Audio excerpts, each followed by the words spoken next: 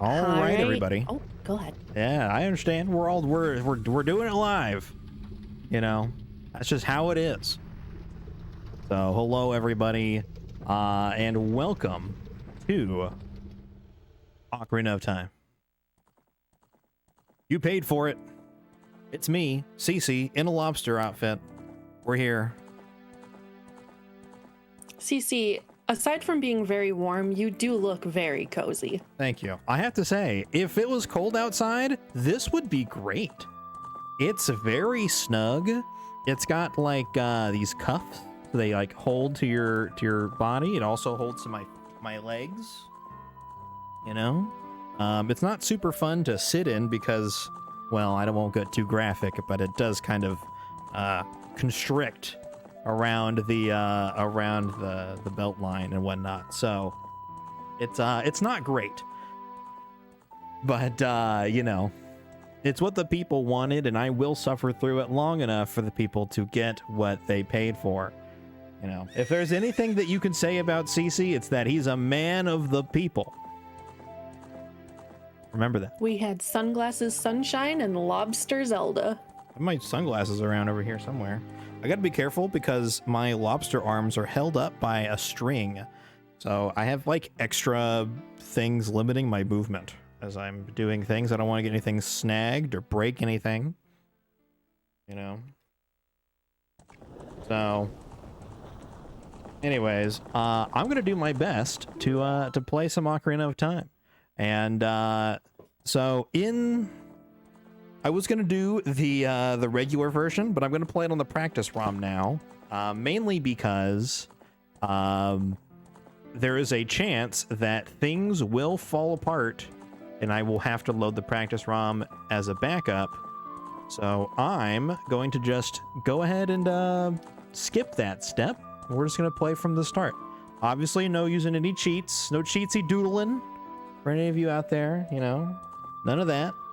All right, we're just gonna be playing the game, and you know, we're gonna make sure that look you at Julie's been drinking. Oh boy, it's already time. All right, everybody. Well, let's go ahead and get this run started. I believe that CJ is on the switches. I'm sure that he can hear me whenever he is ready. I'm going to go ahead and... I think he looks ready. Okay, sounds good. I'm going to go ahead and get started in 3, 2, 1, go. It is, in fact, 5 o'clock somewhere. So the neat thing... Hey, it's 6:30 here. That's right. It's 5:30 for me, so you're all good in my book. So the nice thing about the practice ROM is you can actually see my inputs. Right there is the left and right. It's the horizontal axis. Also, that's the vertical axis. That's up and down. You can also see A, B, and start and all that, right? So you can see all the buttons that I'm hitting, you know. So that's kind of a neat thing. Also, the other number is my angle, which I use in my practice, but won't be relevant here. So no cheater box confirmed. That's right. I don't use the, what do you call it? The ESS adapter or none of that stuff. Yeah, we do things the hard way here, right? Mainly because I'm too lazy and too cheap to buy special equipment to enhance my speed game. You know, I'm just homegrown, good old boy, you know, just here to play some video games. So, Kit, are you super familiar with Ocarina of Time? So, fun story. I know the gist of the story. I know roughly how it goes, but I've never actually played Ocarina of Time. Oh, okay. I was gonna ask though, I think you're playing this on like Virtual Console, right? That is correct. How is that different from like on cart? Are there any major differences? There are some major differences. Two things is that there are a few different versions that were released on N64. I believe it's 1.0 and 1.1, but 1.2 was the final N64 version, and it's also, I think, the basis for the Wii VC version. So there are a few differences based on what version you play. Most of them are pretty small. There's a few specific tricks that work on one or the other. But most people have kind of moved to Wii VC. I think the loading times are a bit more consistent, and they use the expanded hardware to like allow you to have more memory access and stuff like that. So the nitty gritty of it is that some things that would crash the N64 will just work normally on the Wii because it's not restricted in that regard. I'm going to take my sunglasses off so I can actually see what I'm doing here. So have you seen any speed runs of Ocarina of Time before? Like, are you sure? No. Are you aware what's going to happen when we do this? I know at one point you did a lot of backflipping through a field because it was faster than running. Okay, that's not going to happen. So that's a different thing. So, well, kind of. Anyways, so we're starting off, and obviously we just left Link's house. We've been called to action by Navi the Fairy here, and so the first order of business is we're going to grab a sword, right? Every adventurer needs a sword. It's dangerous to go alone. Take this, you know? So, very clear. A weapon of some kind is useful. So we're going to go ahead and do some movement to get over here. And if you ever played it, you'll know the Kokiri sword is hidden in this little alcove over here. We're going to do some movement here. 1, 2, walk back. 1, 2, 3, 4, walk back again, and ta-da, we are here at the chest. There's also a boulder that's rolling around, so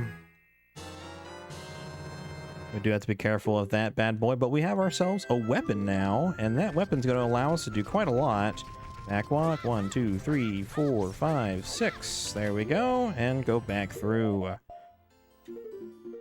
In case you didn't know, walking backwards is faster than walking forwards, funny enough.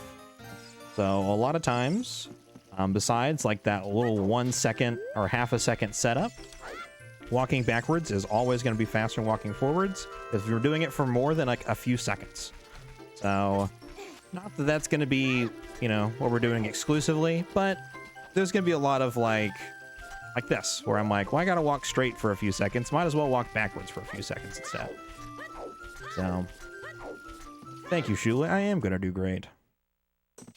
So, now that we're here in Lost Woods, you might be thinking, this isn't how you get to the Deku Tree, right? That's a different way. Well, we're gonna need a special item in order to do something very cool later in the game here. So, we need to get a bottle. And the way that we get a bottle is we're going to do the chickens in Kakariko Village. Now, you might be thinking, this is Lost Woods, not Kakariko Village, CC.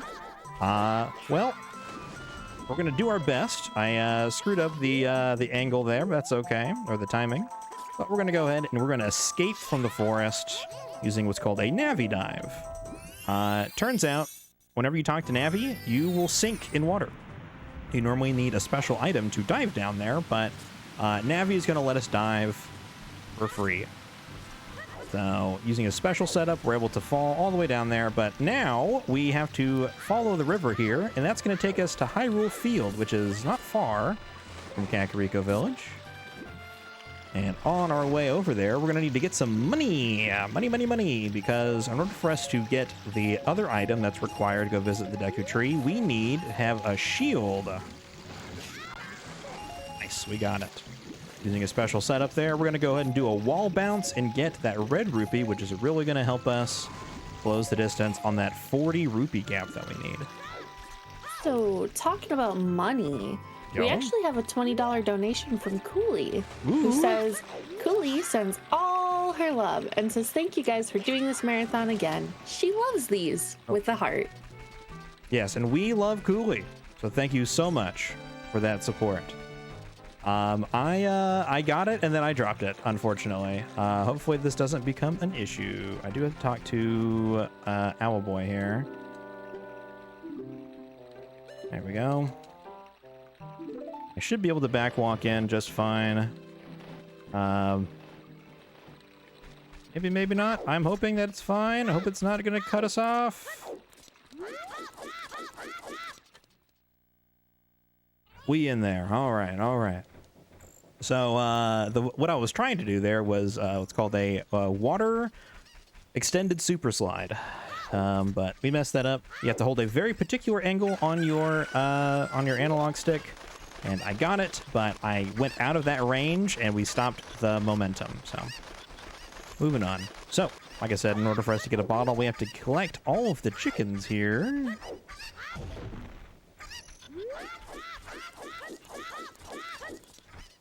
You do these chickens enough times, you kind of know what to expect. If anybody has played Ocarina of Time, they probably remember doing the chickens here. Very close to nighttime, but we made it work. We made it work. Is nighttime problematic, or? So yes, the chickens are only out of their, you know, whatever, their situation in the daytime. So if we were here, like a second later, we would not be able to do this, which means we'd have to wait a few minutes for it to come day, and nobody wants that. Not in a speed. Alrighty. So I think there's 7 chickens in all. That was 4. We have this guy, and then 2 more we have to go collect. I don't actually know what the game is like, what they intended for players to do, but I always did this jump right here, which is you jump off that ledge with the chicken and you float over to that fence. That does not seem like what you should do. But again, I don't know what they expected you to do in this situation, so... I'm gonna walk on top of the fence there, grab the liner, saves us a smidge of time. And so something to note about these chickens is that chickens will sit still for a second once you drop them, but then they will start running away, and they run exactly away from you. So they will run in a direct line away from your position. So you do have to be careful of where you're standing. And we're gonna force that chicken to run faster. It's gonna run away. We're gonna push those chickens into Anju, or the chicken lady, whatever her name is. She technically doesn't have a name in this game, but they use the same character model in the second game, and her name is Anju in the second game, so. Alright. So, throw those chickens in here, and boom, we got ourselves a fancy new item. Na-na-na-na! We got a bottle. Now you might be thinking, how in the world are we going to use this bottle to save the world? Well, I'll explain more as we get closer. But the trick is called wrong warp. I will explain that in due time. All right, so we also need bugs. That's very important. I'm going to save and reset the console. Whenever you are not in a dungeon and you save the game and restart the game, you will respawn in Link's house. So because we need to go back to the Kokiri Forest, the fastest way to do that is to save and quit. And so here we're back, got our sword, got our bottle.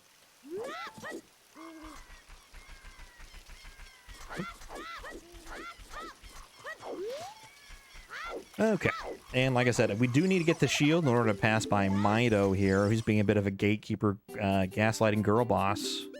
So, get this shield, which we got our money for. So, in order for us to defeat Ganon, we do have to beat at least 1 dungeon. Fun fact, not all of them, but at least 1. That one being the Deku Tree. Funny enough. So, now that he sees that we're worthy with a sword and a shield, he's going to complain about it. And, what? They let you be the hero? Good grief. Anyways, so we get to go past him. And now we're going to get a new item. I got a stick. Just like that. Every boy has a stick. It was not a joke. I was making a joke that children like to go outside and grab sticks and rocks and whatnot.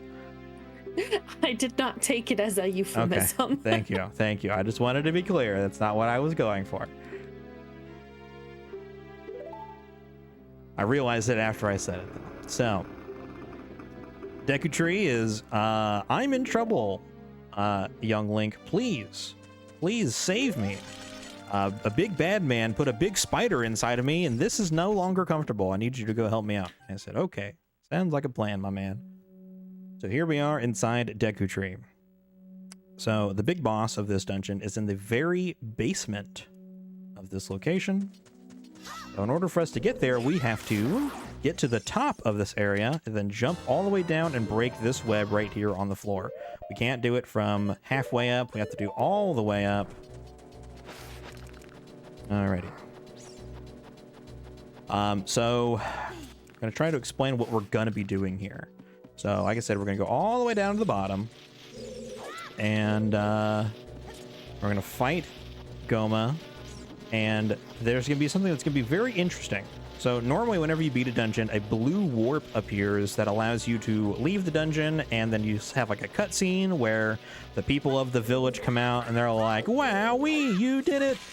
Here, take this very fancy story item that you need," right? Instead, we're going to do some fancy movement, and I messed it up. That's okay. That's a 2-frame trick. So we need to get on top of this area right here.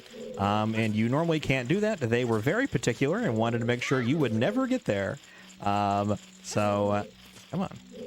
on, Link, I need you to work. Thank you.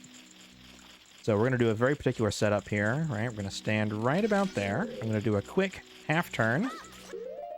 And then we're going to pause on that frame. And that's going to allow us to jump up on there. Normally the game really does not want you to do that. And it will prevent you from jumping off of that ledge. But there's a very specific few spots where you can make that jump. All right. So I actually want to be low health here.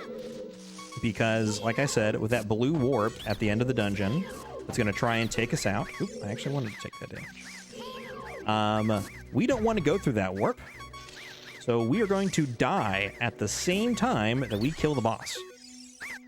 There's a very particular reason for that.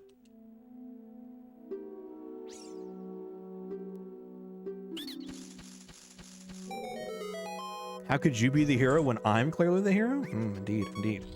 All right, so I am hurt, and we're here, and I'm going to do a jump slash real quick. There's a concept in this game called crouch stabbing, and you like hold your shield up and you crouch down, you stab, right? That does not have a specific damage value. It just repeats the value of the last attack you did. It just so happens that the Deku Stick is the strongest attack that we can do. So we have stored Deku Stick jump slash damage. I'm going to stun Goma, quickly stun again, and then do a jump slash into the eye as I do the killing blow. And so now we have killed Goma. We get the cutscene. We did it. But you might have heard Link screaming in pain as we did this. And what's happening is that we actually took damage at the same time. You're casually just standing there watching him while you're also dead. Yeah, that's how it works. So we need to go back to that room to do wrong warp. I'm going to try to explain wrong warp in a very simple term, but it is a very complicated thing, so it's not gonna be easy to understand. So I'm gonna do my best while I'm doing a mega side flip, which is gonna let us get back up on top of that without having to do that weird jump thing. 1, 2, 3. There we go. All right, so every door in this game has an entrance value. So there's like, you know, this door that we're about to go through is a door that it leads to the boss room, and the boss room door leads back out here, right? Everything has an entrance value and a room value. That way, whenever you go through a door, it knows where to put you, right? Now, all of those things are kept on one big list, and they're clumped together based on the room that they're in, right? So, let's see here. Yeah, that's right. Okay.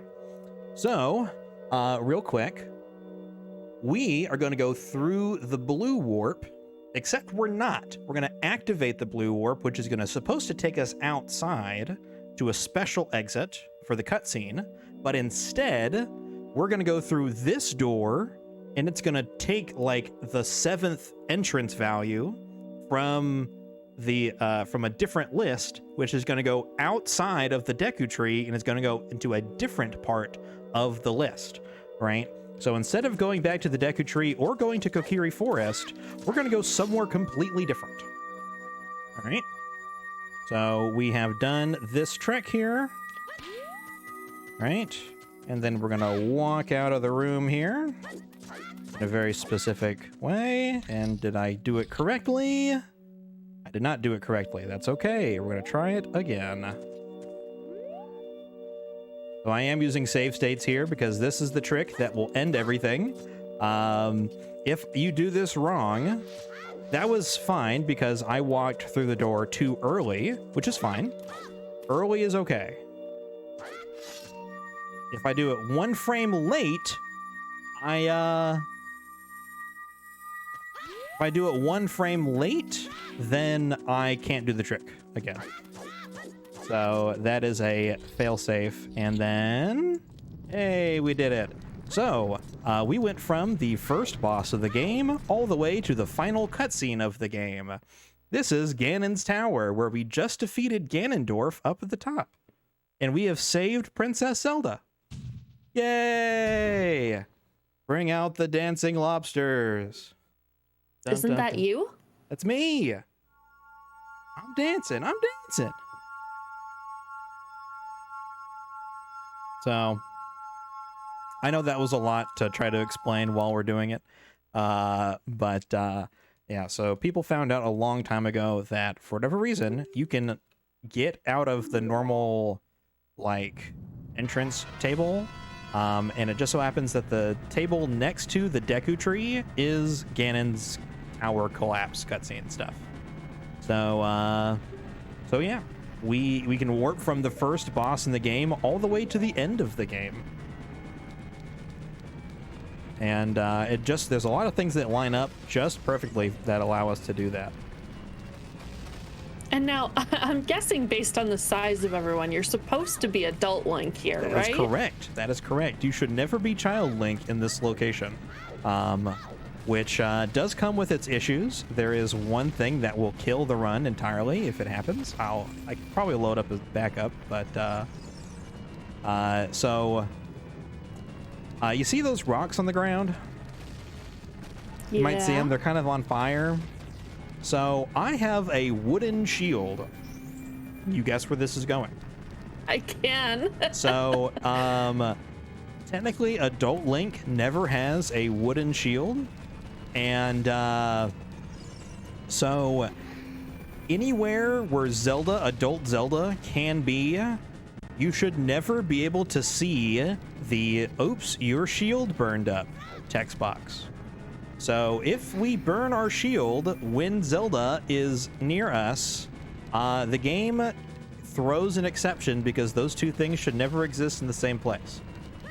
I don't know why that in particular does, but those two things are mutually exclusive, and so if that happens, the console will hard lock, and I will have to forcibly remove or turn off the console. All right, we're gonna do a trick called ISG, which is called Infinite Sword Glitch. I'm gonna interrupt my damage, my slash, with a Navi text box, and that's gonna keep it so that the sword slash never disables, so that it's always active, and then I can just run into people and just do damage every frame.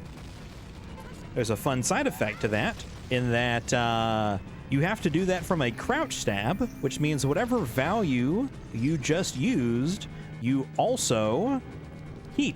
So by doing a jump slash with the Deku stick, and then doing ISG, I maintained that damage. And that's also going to apply at the next fight here. I'm going to do this very carefully. The rocks from the ceiling won't burn me, so that's not an issue. Just have to make sure we don't touch the rocks on the ground.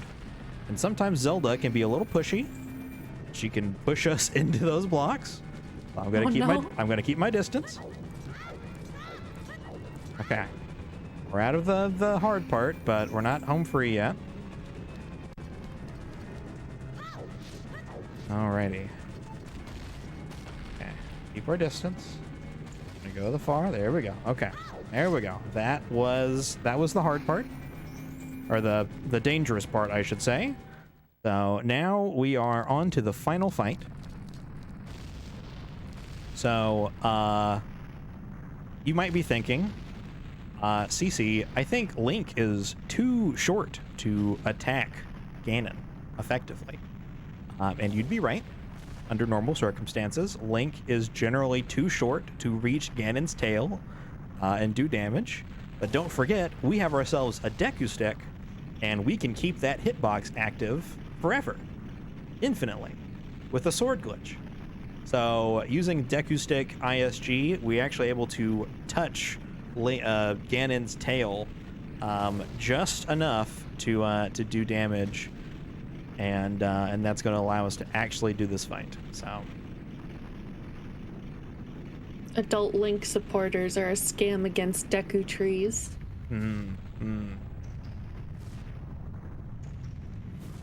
Also, since there's a cutscene playing, at least as far as I can see, we got a $5 donation from Anonymous that says sourdough is bussin'. There we go. I think I know who that might be. There's only one person in my life who I know says bussin', and I think I know who that is. It might not be them, but who knows?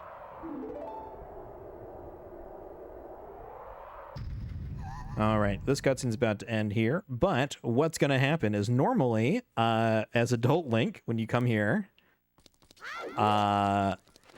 he's going to knock the sword out of our hands. Usually it's the Master Sword, and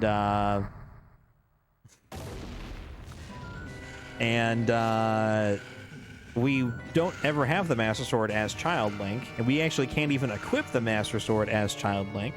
So that's never an issue, but this cutscene is very special, very special. So it's going to generate the Master Sword, and then it's going to knock it over there. And then whenever I pick it up later, I will have it equipped, which means I will do bonus damage against Ganon.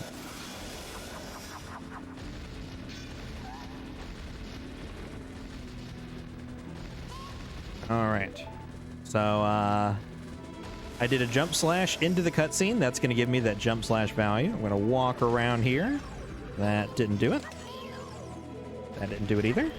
The frame perfect trick. There we go. I'm going to roll between Ganon's legs and then walk in front of him again.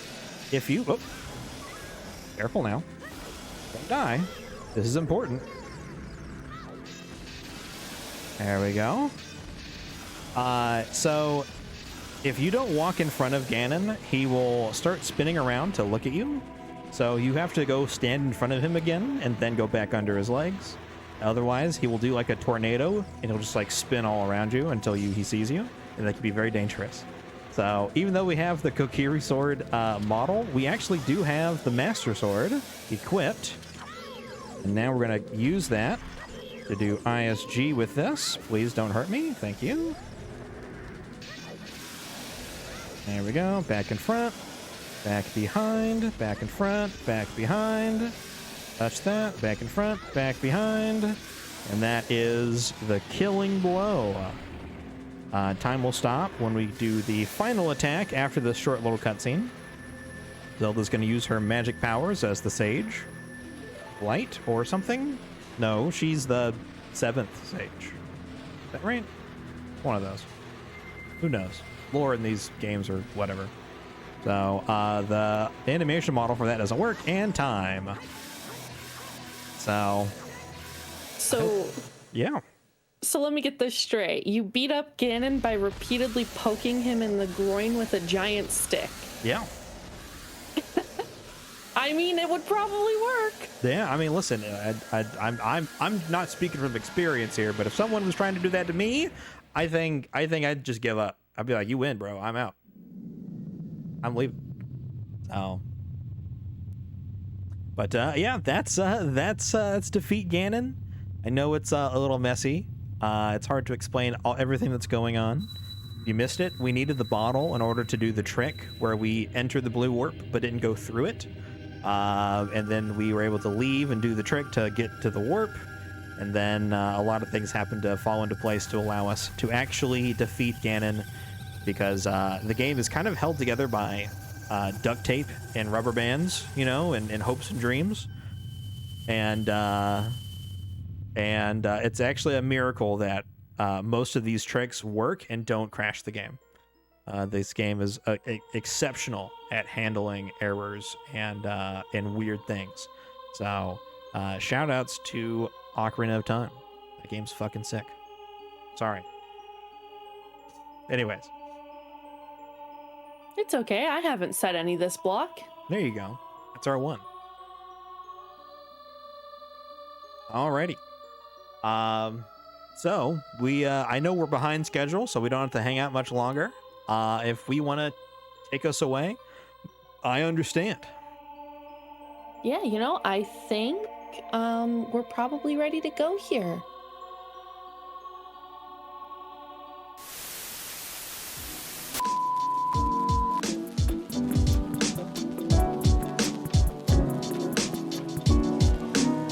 Does your favorite streamer keep playing the same boring game? Do they only stream in the middle of the night? Do they disappear for long periods of time with no warning?